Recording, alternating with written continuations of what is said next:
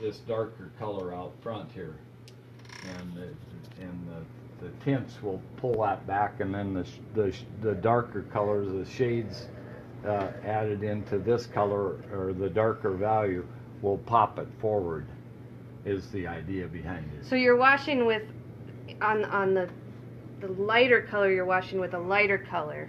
And then on the darker one, you would wash with a darker color. Yep, you would. And I usually do the patterns in first, and you can see they're going from a darker red to a pink to almost washing out over here, because I knew I wanted it to bend around the corner as it goes across here, and then for this to aggressively pop forward. So you want the harsher, more intense colors out here.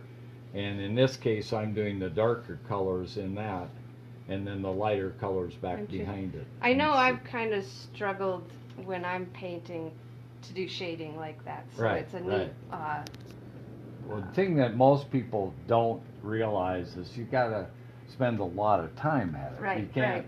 You don't just do it one time and say, "Well, that didn't work out too well." That means it has to be built up.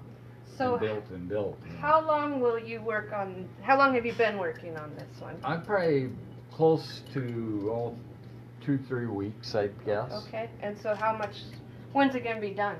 Well, I know just the drawing part. I spent like at least a full day on each square, so it was at least 6 days just to get the grid put on there, the pattern put on, which is this kind of stuff.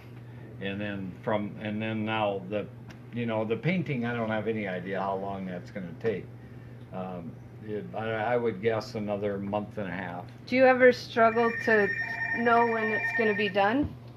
No, I don't. I absolutely don't even let myself think about that. If I do, like commissions, I make the people wait till I can get it, because it's got to be. I like Whistler's comment about how do you know when it's done? And he said, when you can't find anything else to paint. Then if there's no other place you can put paint without taking it backwards, then you're done with the piece. There was a Dr. Seuss painting that he did that's just a bunch of cat faces. It's just cats.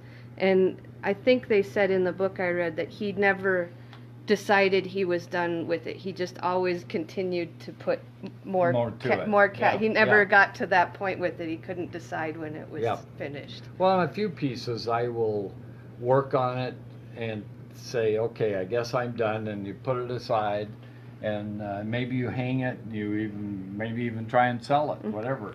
And then after you've looked at it for a while hanging there, a few of them I've brought back and actually spent another month and a half on it. Right. Not necessarily developing what was there, but maybe transforming that into something else. Yeah.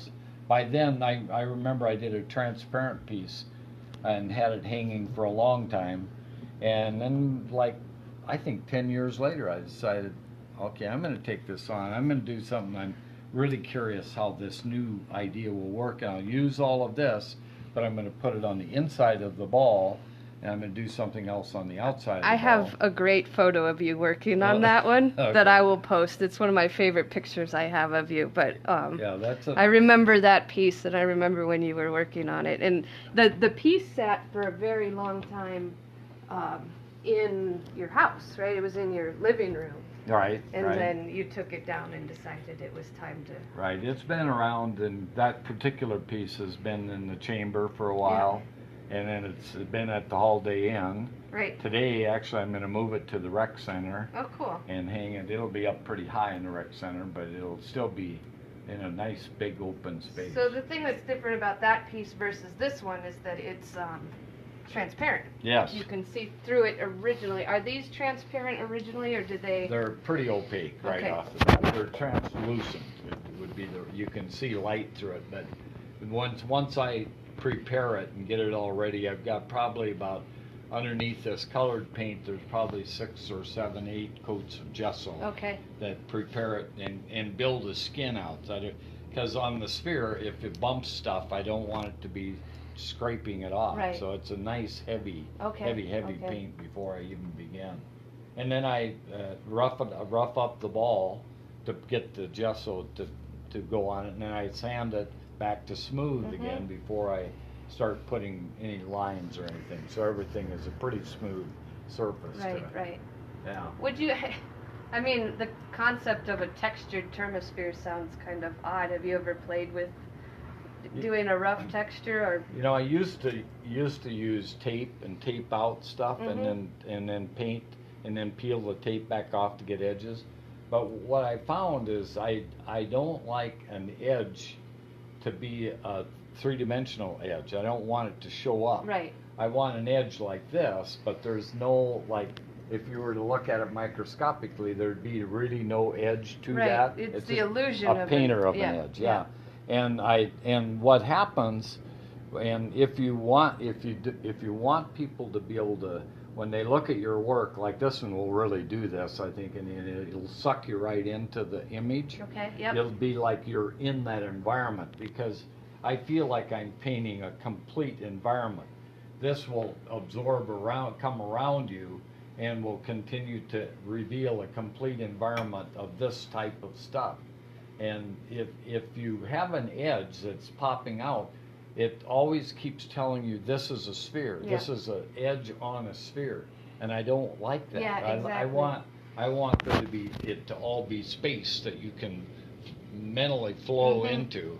Well, and like a lot of painters are painting that way too on the flat. Yep. I mean, they want you to get sucked into their world that they've created. It's the illusion of the thing rather than build. I mean, it's not a sculpture then. It's a painting. Right. And I try and almost get rid of the idea that it is a painting on a ball. I like it to be an environment that you're into. Yep. That you're in this complete environment that's flowing around you. If this is north over here, south is over on this side. Okay. East, west. So whenever I paint these spheres, I always imagine I'm in the ball, and this is a world that's outside of me, even though I'm painting it on the outside of the ball. But with a concept like this is much more of as opposed to a world with trees and animals and things like this is a much more, abstract kind of world. Right. Would you ever play with putting some sort of sign of life in a piece like this, or would you keep it purely geometric? Well, that's what I have to debate every time I do these. Am I going to leave it the pure geometry and let it do its own thing, or do I want to add people and sort of something on this as it goes around? And I mean, both could work very well. It just depends on, well, I guess, what the I like to say, I like to listen to the sphere and what it wants me to do. And this one, I think, wants me to keep it pure. This is such a beautiful design. Absolutely. That I want, and I go through this on every piece. I usually start with some geometrical system that gets me started. And I always like to think of Oscar Howe, our South Dakota artist. He did a natural design that I know why he did it, because it got him going in the piece. But then later he would conform his stuff to that first basic geometry type of pattern that he drew on his canvas first. And that's kind of what I do. I like to break the ice with something that's universal, that makes me, when I paint in this world, I'm painting, hopefully, if I follow my intuitive feeling of what that wants me to talk about, it has to fit with that design. Right.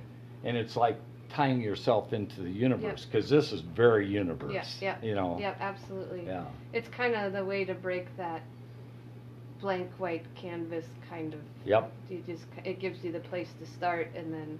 Yeah, your dad gets off into this geometry too. I've noticed it's that. It's fun. It's fun to talk to him about why he's as sucked into it as I am. I mean, it's an interesting thing when you start messing around with geometries and find out you know, just what nature's way of doing stuff. It really is. I think it's a discovery. It's rather than the free Yep. will of putting your paint Yep. wherever you want to. You're Yep. discovering what a system wants you to find Yep. out. Yeah. And it's very much.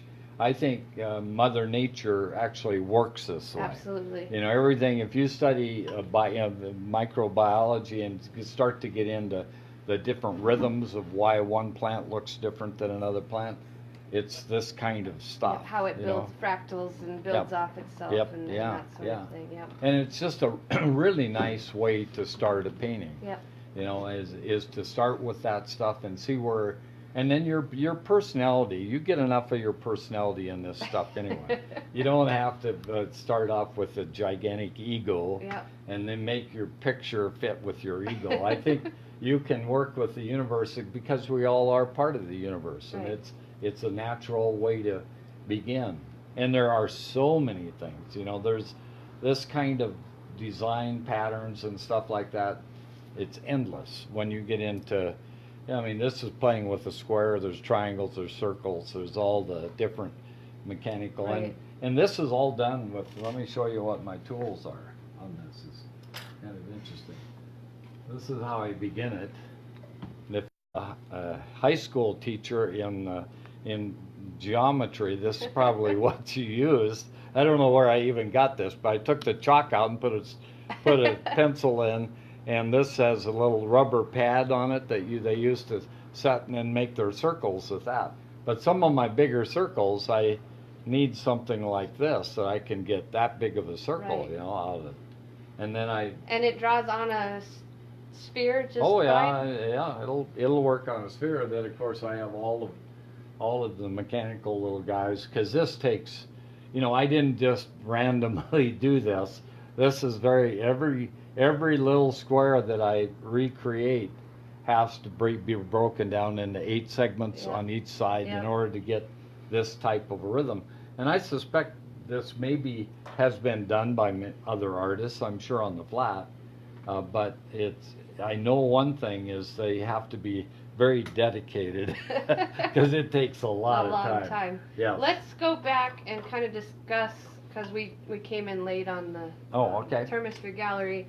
So let's discuss your method for this again, how it came about. Okay, well, this particular one is playing with a square like this, and then dividing. I started off, you can divide the square into many different segments. I started off with a segment of 4.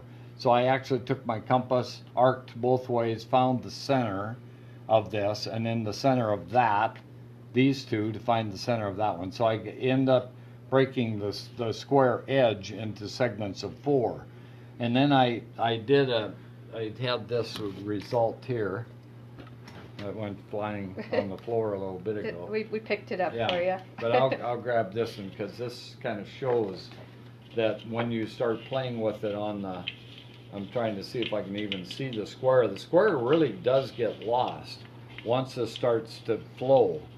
But you can see on the top there, it's down to a small little square there, and that would be, again, have to be broken up. But I decided this was too big of a pattern, and I thought breaking it into segments of 8 might give me more of a detail that I would be interested in. So you can see I started with 4, and those are based on 4, and then I did an 8 here. And this one inside that one is shifting only 1/8 of a side, and 1/8 of a side in here, and 1/8 of a side up here, and so you can see you do that over and over and over, and you can imagine with this thing that has thousands of patterns in it, how many times I've done that. So you have to be a bit crazy just to take this kind of stuff on. So that over here put on the ball translates to this wild thing we have here. Yeah, and that's what, you know, on my big square here is, you can see those corners. That's one side of the first of the 6. There's 6 squares like a cube. I put a cube on the ball, and that's one of the edges, and it goes down here and across here and over to somewhere here. Down there. Right there, Yeah. yeah. So that's the square, and you can see but this rhythm is what's fun, the way it comes out of it and creates this kind of Do you stuff. think it'd be possible to do that with other shapes? Could you do that with a triangle or a Absolutely. hexagon? Yep. Or Yep. would it be extremely difficult to find those starting points? You do it the same way. You draw a triangle, and then you break it into segments, and then shift from this side over opposite. And I'm not even sure what it would look like, but that would be an interesting study. Sure, sure. You should be able to do it with any, like pentagons, hexagons. Yep. You know, if you start with a breakup of each edge, right, and then shoot it across to its opposite, it would make it would be a repeated pattern. If it was pentagons, it'd be a repeated pattern of pentagons slightly shifting. If it's hexes, it'd be a repeated pattern of hexes. So instead of this shape with squares, it would be a triangle. Right. Do you think that would be difficult to go from the flat to the sphere? No. It all will move over. It'll go over there. Yeah. What's fun about the sphere is it surprises you in how it makes it fit together. You know, like when you just play with the one design on the flat, you're going to get one thing. But when you combine it together with itself, in this case 3 times, because on a cube there's 3 planes coming together, so you're going to get 3 things happening, and then how they fit with each other is what's fun too. Sure. Yeah. So it makes it interesting. And then trying to figure out what colors to use. I mean, I really enjoy color, and this one's probably going to be one of the more dramatic. I mean, those kinds of colors together is pretty strong for me. I don't usually use that kind of bright colors, but I'm trying to be daring. Well, and it's kind of got a carnival, like a gestury kind of the coloring and the pattern, and it does have that whimsical, fun look too. Yeah, it'll be a very fun piece to look at and to have whirling in your corner of your house or whatever. I think that we'll let you paint a little bit and see if anybody has any questions. Okay. It's been pretty quiet, but this Kevin Ryan says, I love this man and his art. I had the pleasure of photographing him for a magazine recently, and he's so interesting and just a really nice guy, which we all would agree with. Oh, thank you.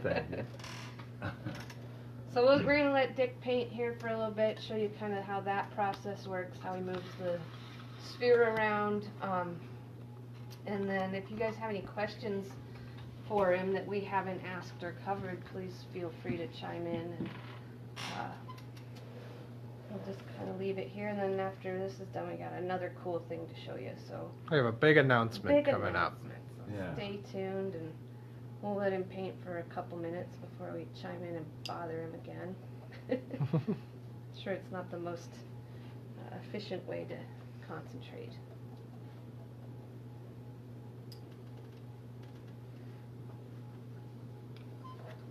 No, I usually don't have people looking over my shoulder. Quite literally. When I'm painting, it makes me really nervous. I hope not too nervous. Not too bad. So you got 2 brushes you're using.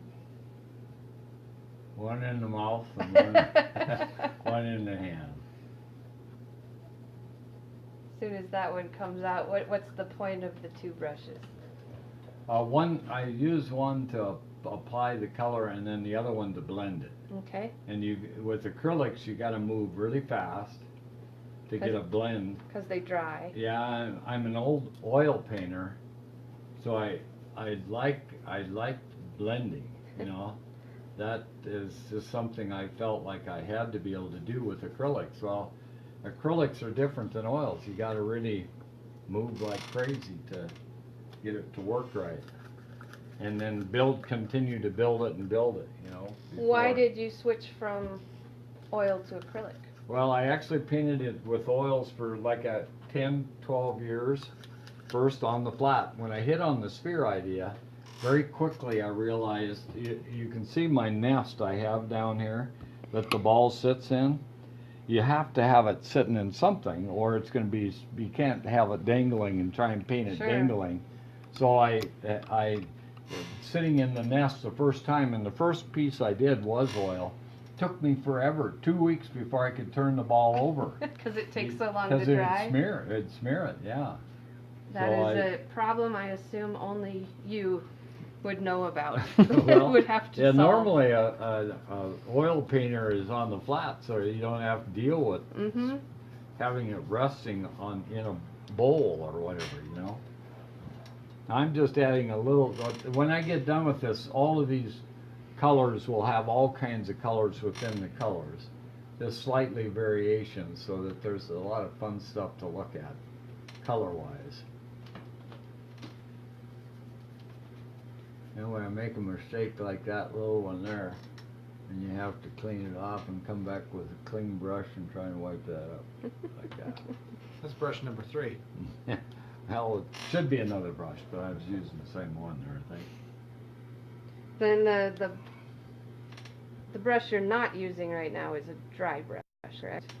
Or Yeah, this one is dry, but it has to be sort of damp to blend that. So you got to keep it damp, but not too damp, or everything runs. So just enough to pull it.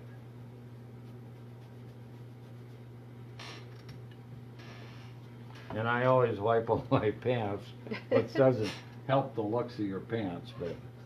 Hey, I think once a painter, always a painter. Yeah, You that's might right. as well just identify. Yeah, I think so. I'm gonna add a little touch of brighter red there and up on this side.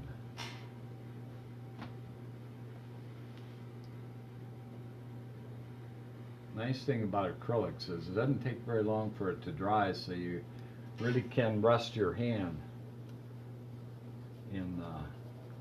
Well, and it looks like you're laying it on fairly thin too. You're Yeah. not putting on big globs of paint No, that would take longer to dry. Yeah, it would. It would.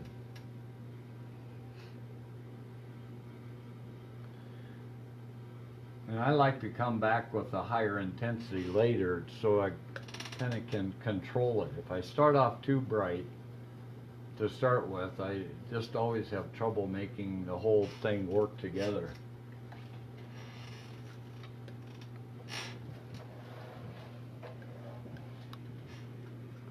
So this is kind of where you have been painting here. Yeah. But like I say, most of these I'll probably go over everything 5-6 times, I'm sure. And then very slight variations in colors and stuff. Just makes it more fun to look at. I mean, you can get by. I could get by just painting this in flat colors and all of that, but it seems like, you know, I'd like a little higher quality than just that. Everybody loves a gradient. That's right, yeah. And then right now you're working primarily with the darker orange color. Kind of a red, Yeah, red, orange, yeah. So you're going, you know, alternating, and then the next round you would come in with the lighter color. Yeah, over into this area. Yeah. Yeah, probably. I might see it even goes from orange to yellow down here. Goes through tints of orange, then gradually turns into yellow and then disappears. Well, one of the things I try and do quite a bit of is play with opposites a lot. Like this green is the opposite of the red, and those two next to each other give you a real heavy vibration. And this one, means I'm trying to play with high intensity, the red and the green are complements, are opposites. The blues and the yellow and the oranges that are in there are opposites too. So I've got two opposite colors kind of fighting with each other all the time. And that seems to really help with that I think illusion so. of depth. Yeah, it's one of the things with the harmonies of color that you can play with. Sometimes you have to watch what you do, and one of the theories that I always liked the way they explained it was if you're a colorist and you automatically produce great color when you do it, go on your way, do your great color. If you struggle with color, you can study it too. There's lots of really cool books on color color theory, and they help you to find, ways that we know colors work. And a lot of times what makes colors work is if they're, like side-by-side colors on the color wheel, they usually work. Opposite colors, if you watch what you're doing a little bit, they will work. Right. And especially if you want stuff to be aggressive, and you just have to know what kinds, like reds are much stronger, and the warm colors have a tendency to want to come forward. They want to jump forward. So you can use that and make it fight itself in the canvas, or let it actually do it on purpose. And both reasons are logical. However you want to do it. But so like what I might do over here is if I wanted to play with the opposites, I would be once again in the greens and in the blues. If I wanted to fit together, I might go with like yellow oranges that are close to this, red violets, which are close to the red, and some of those. That'll make this like fit together and relax with each other a lot more than, say, this does. This will fight and want to jump. And so, I mean, just getting a good book on color is good, because you just learn a lot more. Right, there's a lot of already done homework on color theory and that sort of thing. Your dad actually made me aware of something years ago, because he's colorblind, but he really understands color. And I said, so how can you do that? And he said, well, I just know the theory of color, so I know what's supposed to work, and I use the stuff that's supposed to work. Right. And it does. Can we spin around? I just noticed on the other side over here. That you do have some purple. Yeah. Now, let's see, if I want to, this is purples and yellows right with each other. So they're automatically opposite colors that I'm playing with. And I'm just experimenting with that too. So there's a lot of different kinds of theories going on in color that are going on with this. But that could be the whole thesis of this piece too, is the color theory. Yeah. We have someone that says, love looking over your shoulder and love your work, cool stuff. So we're starting to get some people watching. Good. So we're going to let you paint a little bit more. Okay, yeah. We'll chime in. If you guys have questions for us, let us know. I'm just totally fascinated with watching you paint and getting the background on this. Because I think, we're all used to seeing a final piece, but seeing the work that goes into it and the thought, the color theory and that sort of stuff is really fascinating. Yeah, I think it's, I'm a big promoter of get as much education as you possibly can, because why would you want to do, a lot of people like to say they're self-taught, and you kind of go, so why didn't you go get some education? That's what my question would be. Try something like that and see what that looks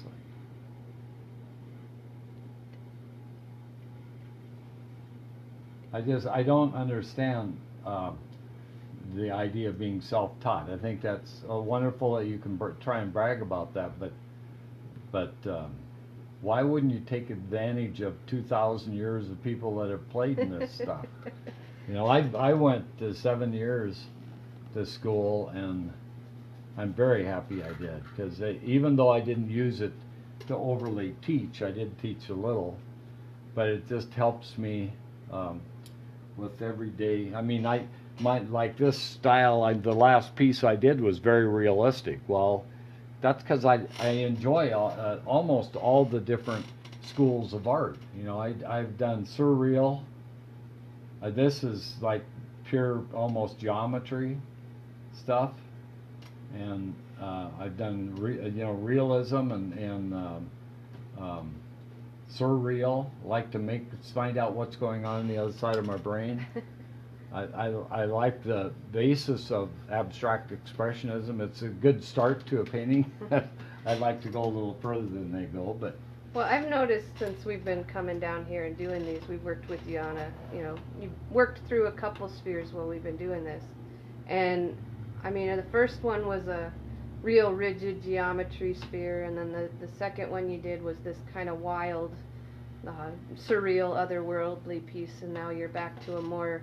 So it seems like you kind of lock your brain up, and then you let it run free, and then. Yeah, I do.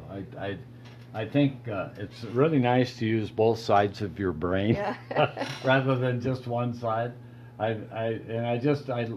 think because I paint on the sphere and that sort of is my thing, that I found I can just about do anything on it I want to, and people seem to accept that, you know. And that, like, the difference between my work, if you ever come to my gallery in Spearfish, South Dakota, out 1920 Christensen Drive, then you will see that I jump all over the place with my interest in art, because I really do like all kinds of stuff. Well, and that keeps you creative in a bunch of different. Yeah. I think, you know, I know myself as an artist, I tend to burn out if I go down the same road too long, and that's something I discovered, that is, if I can do this way for a while and this way, then I keep myself going, as opposed to the very true the staleness of if I do a really precise piece like this one, probably the next one will be much more loose, right, you know, to where, in fact, some of my paintings are where I just slop the paint on, let it run and drip and all of that kind of stuff, but try and keep control of the design, and then I come back into it with and try and discover the realism or whatever is in the piece.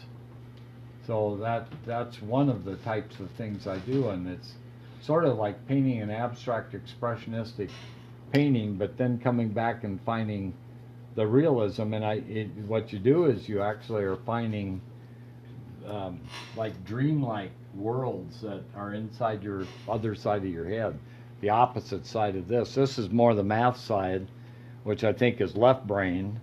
This is maybe left brain, but the way I'm painting it is right brain. I think it's actually two things going on here at one time. But that might be an argument to using your whole brain as opposed to one side or the other. Yeah, because there's a certain point. If I left it at a certain stage, it would be a math project, I do believe. Yes, absolutely. But and there's nothing wrong with that. I mean, if you've got a really interesting mathematical design, that's fine just to leave it like that. But it has a tendency to be maybe only interesting to math people. But if you can build it into some very artistic thing too, then you gather up the arts people and the math people, which is, you know, it makes it more universal. Double your audience. Yeah. So we have, someone would like to know if we can buy at your shop. You can, yes indeed. Yeah, we come to the gallery, like Dick said, 1920 Christensen Drive in Spearfish, South Dakota, which, if you haven't been here, you just need to come anyway, because it's one of the coolest places in the world, but in the Black Hills specifically. And then Jill says, we visited there in February and really enjoyed seeing your gallery. Both you and your wife are gems in South Dakota, which I couldn't agree with more. So. Very nice. Okay, we're gonna let you paint just a little bit more, and then we'll jump over here and show this other cool thing that you got. So whenever you're done with these little strokes, we'll jump over. Okay. All right, that's because this has to go all the way around there, but I will wait on that. As I'll keep that pattern going, and beans, even though this is an opposite design, it's the way it fits. See how it flows right into. Yeah, it's a beautiful combination. That's the nice thing about the sphere, is it lets that kind of stuff happen. All right, let's go over here. Okay. We're low on some batteries, so we gotta. Can I go a little faster here? So this piece over here is the cool thing that we wanted to talk about. Do you want to tell us what this is here? This is the old, we call it the old ball game, and it's a famous baseball diamond that I got a commission in Spearfish from what's her name right now? But it'll come to me. From a client. but it's the ball diamond all the way in the round, and Ella Chavone. That's because that's her right there standing in front of me. I got a commission to do this field from her, and so I got to go there and set up my cameras and take pictures in the round, so I would capture it all. And then the audience was, of course, all Chicago people, or at least sort of Chicago. Oh, I see a familiar guy right yeah, well, there. that's what I started playing with. I took a lot of her friends and superimposed them, and I put my father in there, and I thought, you know, why not have people that we recognize rather than just people that we don't have any clue who they are. Yep. And then the famous people that are from this field too, in the background there, and you know, people might guess as to what, because this is an actual famous baseball diamond field, and the image is showing up right there. We're just going by right there. Our Tony Chavone. This is him as a older guy, and this is him as a younger person. So it's kind of spinning on me here, but that's him as an older person. And then when he was like 10 years old, his mother and dad let him take the train into the ball game, and so he could watch that. So you can see Chicago's a little bit different today than it was back in the old days. So what is neat about this particular piece we're looking at here? Well, it's a reproduction. It's a print of Alice's piece, and it's the complete environment around you. It has a single seam around the middle here that is printed, and it's actually printed by Replogo Globe Company in Chicago. So it does have a little cap on the top and the bottom, because they have their processes like making earth globes. So this is a new surprise for them to get to do this type of a piece. So I think the thing that is easy to overlook is that it's really hard to reproduce a Termesphere. Oh, very much. We can't do a limited edition like a lot of people can, because it's hard to find somebody that can print on a ball. And yes, so this company not only can, but did a really great job. So you have a couple of these for sale here. Right, yes, and it's a 12-inch globe. Yep. Just so you know the size that you're looking at. Yep, so like here's my hand next to it, so you can see how big it is. So it's super cool. So you guys got to come down and check this out at the Termesphere Gallery. See, you've got a couple new pieces up there too. I do. And then this one will be up there soon that we've been hanging out and watching him paint. So with that, before we lose our battery lives here, we're going to sign off. But we thank everybody for watching today. And keep the questions coming. We will continue to answer them. And we thank you, Dick, for your time, always. Yes, indeed. So fun to come here and hang out with you and do these. So. Oh, it's fun to have you come. Yep, great. I appreciate it. Thank you all for watching. Thank you.